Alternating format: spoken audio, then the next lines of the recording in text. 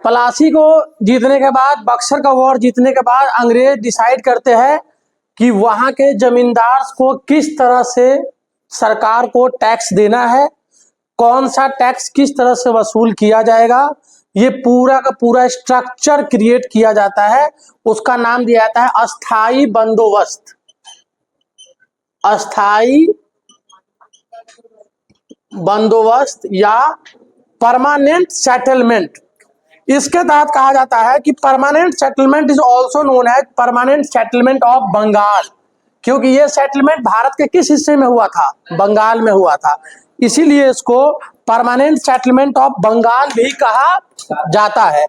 इसमें कहा गया है कि एक एग्रीमेंट बनाया जाता है ना। वो एग्रीमेंट होता है किसके बीच में? ईस्ट इंडिया कंपनी और बंगाल के लैंडलॉर्ड्स, मतलब जमींदार के बीच में। इसके तहत एक फिक्स किया जाता है कि जो सरकार का रेवेन्यू है ना, टैक्स, जो टैक्स मिलता है, आय, सरकार को कितना आय देना है, किनको देना है? किसानों से वसूल के जमींदार सरकार को कितना देंगे, इसका सेटलमेंट किया जाता है। किसके द्वारा? तो ये सेटलमेंट होता है तुम्हारा मेनली पहले इन 1785 the court of director permitted the Cornwallis, Lord Cornwallis करता है। क्या नाम था उसका? Lord Cornwallis. याद रखना, परमानेंट सेटलमेंट, अस्थाई बंदोबस्त कौन गवर्नर जनरल लेके आया था? लॉर्ड कॉर्नवालिस लेके आया था। कब लेके आया था? 1785 में लेके आया था, है ना।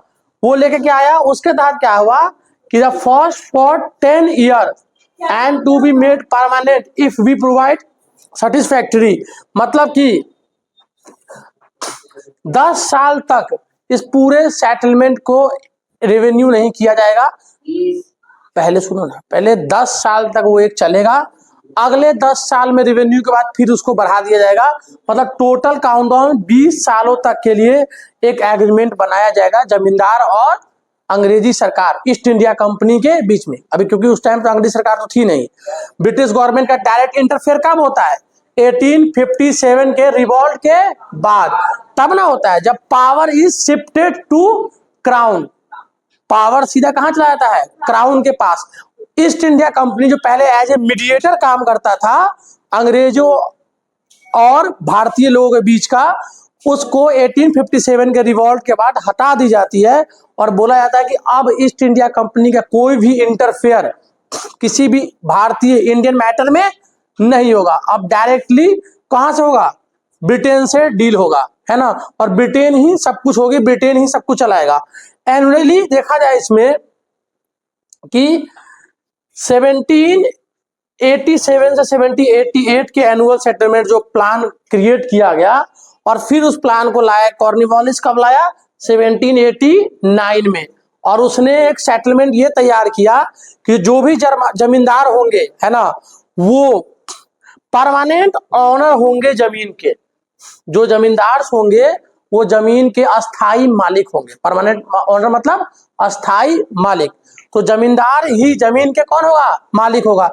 इससे पहले, अंग्रेजों से पहले ये रूल नहीं था कि जमींदार जमीन का मालिक होगा। पहले किसान जमीन के मालिक होते थे।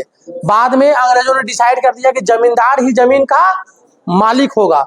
दूसरा, उसको एक इंस्ट्रक्शन दिया गया कि आपको 89% ऑफ एनुअल रेवेन्यू स्टेट को देना पड़ेगा। भाई क्या रखेगा जमींदार? 89%। मालिक तुम ही हो, मालिक तुम हो, लेकिन मालिक वाली फीलिंग हम लेंगे।